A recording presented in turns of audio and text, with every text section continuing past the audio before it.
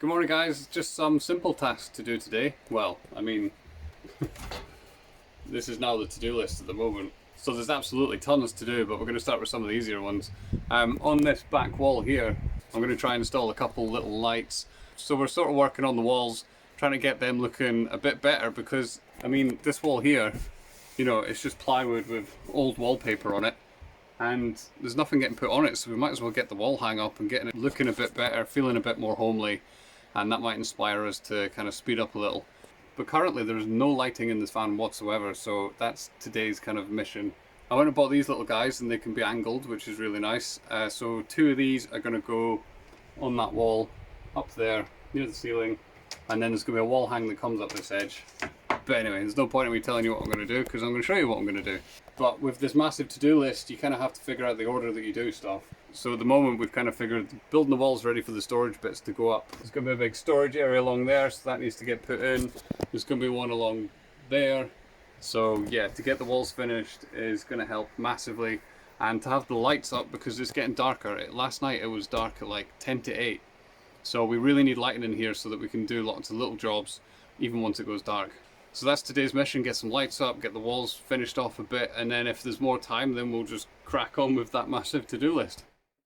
So I've pulled away this edge because I need to get a cable down there, but it's all been carpeted up and along and down here. And then there's this wallpaper here. There's going to be a big long storage space there. I put a wire in here which is going to go along on the inside of the cabinet to power a couple more of these little lights. And then that just runs down the wall and goes under here. Hasn't been wired in yet. There's a few things I need to wire into the sockets, but I'm going to do that all in one to show you guys what I'm doing. So just to recap, there's going to be two lights going up there, a wall hang coming up here. It's going to get carpeted over in that edge, carpeted over in that edge, and yeah, we'll see how we get on with that. The kitchen's looking good. Yeah, it's coming together. I mean, the fact that everything we need to do fits on a piece of cardboard now, it's quite a list, but things are coming together. So installing these lights is going to be super easy. They come with two tiny little screws. So I've got a little screwdriver and they've got two little holes in them for the screws. So it's just a matter of screwing them into the wall. There's a little notch for the cable, so I'm going to make sure that is in place when it screws against the wall so that it goes flush. They come with these little sockets on the end, but I haven't got anything that plugs into them, so I'm literally just cutting them off and exposing the cable. Then I have some 2-core 12-volt cable here, and this can carry 11 amps. So 11 amps is going to have no problem whatsoever carrying the voltage of these two lights. So what I'll be doing is installing the far away one, seeing how far its cable stretches, and then probably making a little extension using a bit of this. The thing that I won't be doing, that some people might think is the right thing to do, is to cut a stretch of this to extend this and then have it attached. The longer a cable gets, the thicker it needs to become. So when using something that has been built in a factory, I always trust that they have set it up as it should be. It is possible that you could actually cut that cable and double the length of this one, and that would run absolutely fine and have no problem with the cable. But a lot of these kind of Chinese made things, they're done as cheap as possible, which means this is probably the thinnest cable that you can safely get away with. So to double its length, you could run into problems, and it's just not worth the risk. So I'd rather wire it into something that I know can 100% carry that amount of current. And for the sake of a few quid, it's just not worth the risk. So anyway, I'm going to just screw them both into place, see how much cable I've got, and then find out how I'm going to join it to this. And then that'll show me where I need to join to this 11 amp cable. And then it's just going to run down the wall, along the underside of this bed structure, and then into the back there, which is where all the control panel cables come down, and I'll be able to have a switch for the lights.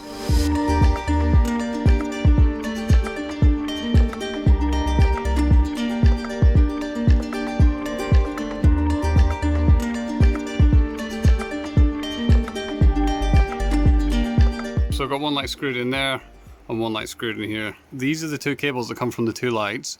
I've taken the two negatives and the two positives and then wired them to a positive and negative coming from the battery, if you can see that. Anyway, that cable comes up to there, joins all that up and across to those two lights. So now all I need to do is wrap this up, tuck it away, get all this carpet glued back down. Good morning guys. Usually I'm contending with the sound of the river. If you've watched previous videos you'll know there's a river just down there. But today it's the wind, it's incredibly windy. I'm probably going to have to voice over most of it. Basically going to build a cabinet, going to be building it up here. So much wood in this van has been reclaimed, but I actually have to buy a couple bits every day. Just a couple of these 1" by 1" members to build the camera.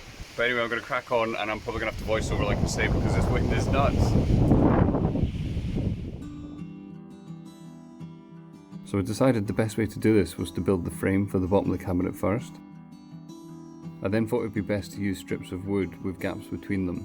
These are actually made out of old bed slats. So I decided to cut down a bunch of these slats and then use them along the bottom of the cabinet, giving the cabinet a depth of about 10 inches. With the frame screwed together and a quick size check, it was time to position the slats and the lights.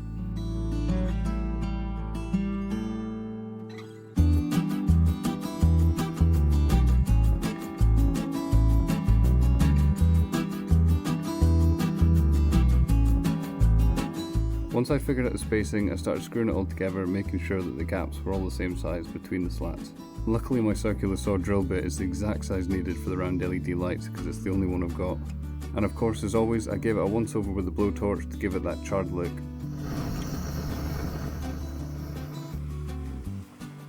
Then a quick coat of linseed oil to protect it and bring the colour out, and that was the bottom of the cabinet finished. So the weather's doing me absolutely no favours today. It keeps pissing it down, then it's sunny, then it pisses it down. So I'm in the back of the van trying to work. I've got the bottom of the cabinet put together, and now I need to try and fasten it. I've seen many different ways of doing it. A lot of people build the full cabinet. Some people have the braces coming down from the ceiling. Some people just build it out from the wall. There's all sorts of different ways of doing it. So it's worth noting that instead of just using a big sheet of ply like most people would do, I've used slats. After living in a van for almost 3 years, I realised how important it is to keep your clothes cupboard ventilated. So that's the idea with this. It's going to create a lot of ventilation for our clothes and should keep them a lot drier. It's quite heavy, but I've got some really long screws and I do have the 2 beams either side, so I'm going to try and just screw directly into them. You can also see here that there's a line of screws, so I'm banking on the fact that there's probably something structural under there. So I'm probably going to need a support there, but I'm also going to need one at the back and one at the front here. But yeah, because the roof isn't very flat and I don't really know what I'm drilling into, I kind of want to build the base out and then build up to the roof. So the plan is to get 2 really long screws, one on each end of the base, into the wall, and then use bits of wood to prop it up. Then once I've got it flat, I'll measure the 2 bits that need to come down for the corners and then get them L-bracketed into the ceiling and then screwed into the base. And that should be the frame up, and then it'll be a case of building the side panels and the front panel. With 2 really long screws, managed to get this attached to the wall and just got bits of wood holding it up at the moment. And then in doing that, was able to take a measurement for a piece of wood to go here. I have to keep in mind that obviously if you're building, you should definitely be using one of these, but the way the van's parked is all over the place. So we're really working by eye on this. But it seems flat, and then once we got this one in, we'll get the other one in and just kind of, yeah, judge it by eye. What's going to happen is I'm going to send a large screw up into this piece of wood, and then I'm going to use an L bracket up here, which will obviously be on the inside of the cabinet and you'll never see. So I need to attach this first, put a couple pilot holes in that. A quick note as well, if you're ever drilling through carpet, you want to put a piece of wood over the carpet, then drill through the piece of wood. If you drill straight into the carpet, it's just going to bundle up and wrap around your drill bit. L bracket on there, in there, screwed up, screwed in, bang. That should be the first support in.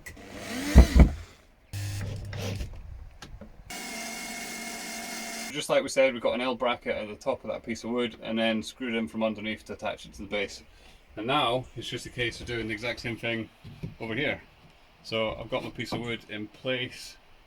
The ceiling's at a bit of a wonk, so I've got this piece of wood. It's got a wonk on it as well, just finding the right way. And I've marked the length of the wood. And then it's just going to be the exact same thing. L bracket up here, screwed in from underneath. That'll be that other corner in. And as long as it looks flat, we're going to assume it's flat. It looks like it's went that way a little bit, so I'm going to have to push it back as I put it in. I'm going to use the door as reference to keep this straight, because obviously everything in the van's wonky. But I'm almost hanging all my weight on that. So now I'm going to do is take this piece of wood. It's already really strong, it's just I need something to stop that bowing, so I'm going to use this piece of wood. Got the middle marked there, exact same way again. L bracket at the top into this beam, and a long screw straight up through that into the bottom of this piece of wood. That's the structure in place.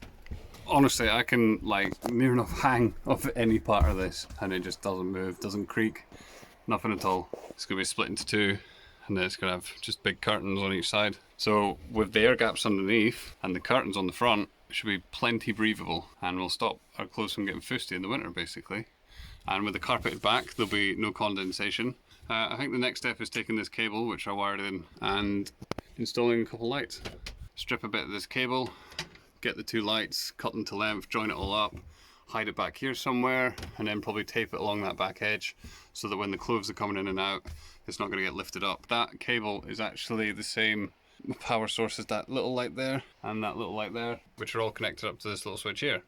So when I switch that on, I'll have the two underlights come on and the two lights behind me. Plus I'm also going to put a couple of those spotlights. I'm going to put one of them on each corner. Then that way we can angle more of the lights. So if we're sat here reading, we can shine one of the lights down. Or if we're putting the fire on, we can shine one down at it. It just gives us a lot more options being able to angle these little things. They're not the brightest, but with four of them, plus the two under there, it should be quite bright in here. And then once all that lighting's in, it's going to give us a lot more freedom to kind of work when it rains and when it's dark and stuff like that, because we've been very limited by the weather. It should give us all the light we need to do the finishing touches and that. We've still got another cabinet to go in above the kitchen, but I'm going to do the rest of the kitchen once I've kind of finished the bedroom.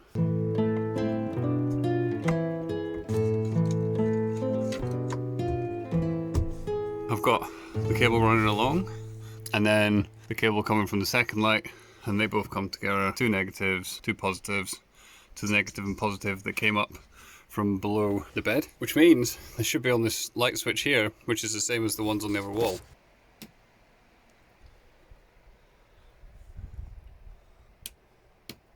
It's been quite a successful day really, considering how horribly wet it's been. Now it's just kind of like finishing the facing of it. Good afternoon, so I've just finished work and we're going to get tucked into that cabinet. Need to get two plywood ends onto it and then a little bit of carpet along the bottom so that the clothes can't be seen through the slats. Putting carpet between the slats is going to reduce the breathability just a little bit, but it's definitely going to be better than seeing just multicolored clothes all rolled up. Before we get the carpet down, I'm just going to take these cables and run them onto this back beam here and just duct tape them down, and then we can get the carpet in. I've already checked, the back of these doesn't get warm at all. Only the front of the lights get warm, but it's barely even warm. So yeah, tucking the cables out, carpet along there. These are the two ends going on the cabinet, and this is actually one of those satisfying moments where a piece of scrap wood is the perfect piece. So we'll get most of the wood use out of that, which is really nice. So I'm going to cut them and then spray paint them this colour and get them screwed into the ends.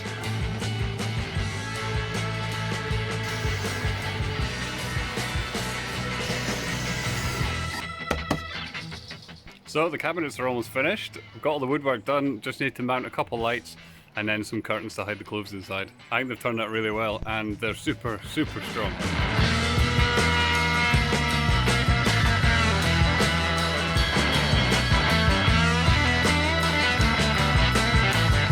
So there's a little lip behind here that's going to hide the curtain as it hangs, and we're just going to literally pin the curtain to this. It's not going to be on a rail. You just lift it up, grab the t-shirt or whatever it is you want.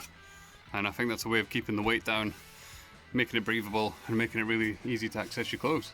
But yeah, all I'm going to do now is fit two more of those little lights, one on each corner, up like that. So I just need to drill a hole, put the cable through it, and then just need to join the two cables coming from the two of these to the other ones, which are under here. So there's going to be one on that end and one on this end, and then two rectangles of curtain, and that'll be finished. It's a beautiful morning this morning, so I thought I'd just nip out and crack on with the van as normal. I'm joking, this is fucking awful. Oh my god, it's got to be the worst weather this year. Safe to say I did no work this day, but the following day I thought it was time to tackle the storage bins that go alongside the bed.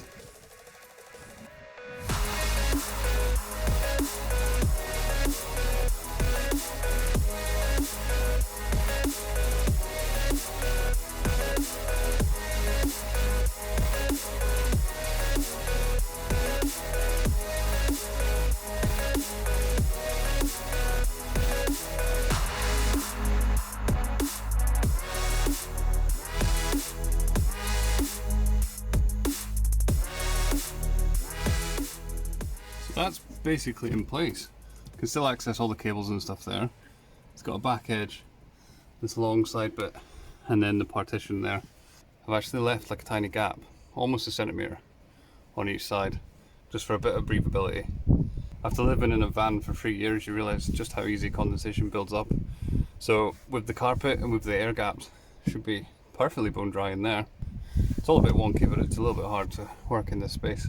So I'm going to get the screws in there so that one's held, and then get the second one in and an end on it, and then that'll be all the clothes storage done, because the cabinet above and then these storage bins will be complete too, which I'll show you from the top again. There's the first one. Probably needs another lick of paint.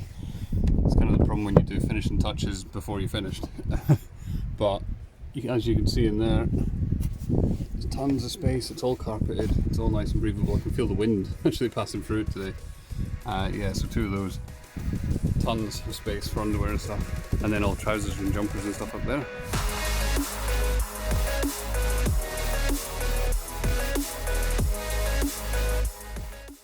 Okay, so now for an update on the engine. The cylinder head is finally back from the mechanical engineers, and they've managed to fix the issue with the bolts that hold in the injectors. So where the injectors go in, there's these bolts that hold them in, and they had completely threaded. So the company's actually helicoiled it, but on this one here they actually had to create a little insert. But that's all been fixed up now. So it's time to call the mechanic out and see if he can get this bad boy running again. With the weather being so bad, I actually had to build him a little shelter so he could work on the van. Luckily it did the trick.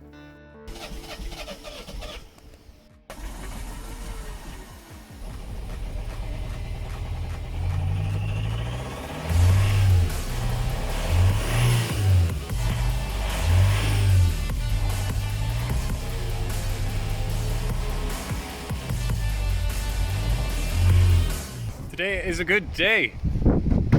It works, it runs, it's fixed. Well, let me just check.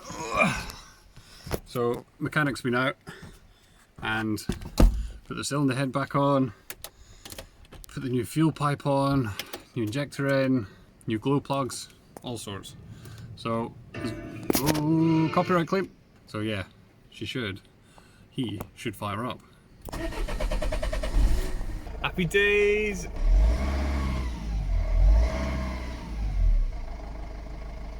I'm going to get breakdown cover tomorrow, and I'm going to book it in for its MOT, and then just drive it to its MOT whenever that might be. Hopefully it's soon, and hopefully it doesn't need much. Haven't got the bill for this one yet, but it's going to be, I don't know, several £100, maybe even 1,000. But yeah, breakdown cover, MOT, get it back, and then final steps, and then moving in, which will just be absolutely brilliant. So I'm just walking to the post box at the end of the track, and I thought I'd give you a quick update on what's been going on. So as you'll know, the van is fixed. It cost a grand total of, I think it was like £910 or something. Not ideal at all, but it runs. So basically I've rang a garage in town because my old mechanic can't take that van because of the size of it. So I've had to get a garage that can take a 3.5 ton vehicle. So not this Tuesday, but next Tuesday, it's in for its MOT. Hopefully it doesn't need a lot because, well, safe to say the bank account is getting absolutely rinsed. I think the van build and the van itself has cost around £6,000 so far, plus the £1,000 worth of repairs. Yeah, so my bank's not doing great. But anyway, gonna get it in for its MOT, see how it does. Hopefully it goes really well. And then we can start transitioning from our old van into the new van, because realistically we're getting pretty close now. Sorry if you can hear the river in the background, it's just got really loud. But yeah, we're getting really close. Just need to plumb the water in, plumb the gas in, and get a mattress in it, and it's livable. Once we get it back from its MOT, in fact, that river's getting too loud, I'll catch you in a minute.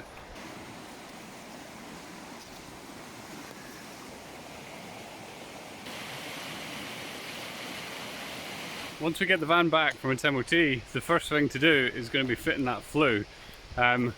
It's getting pretty cold and we're relying on the diesel heater already in the little van.